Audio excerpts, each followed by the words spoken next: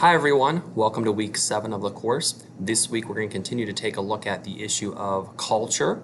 Last week we focused specifically on the issue of language and symbols. This week we're going to focus on primarily the issue of norms and values. As such, that will lead us into a discussion here about two subtypes of cultures. One which we call subcultures, the other which we call countercultures. Our first task will be to differentiate between the two, and then subsequently to look more carefully at the characteristics of each.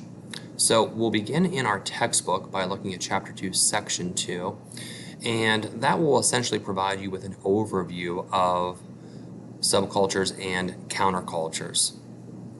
Afterwards, you're going to see there are some additional assignments that will elaborate on the issue of subculture and the issue of counterculture. Once you get through those assignments, you will eventually notice that I have a presentation down there where I'm going to talk to you a little bit about some various elements of culture, introduce some additional concepts and terms, and basically review with you some of the work you have completed up through now.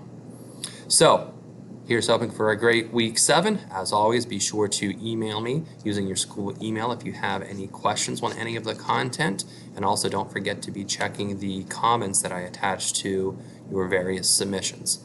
All right, take care everyone.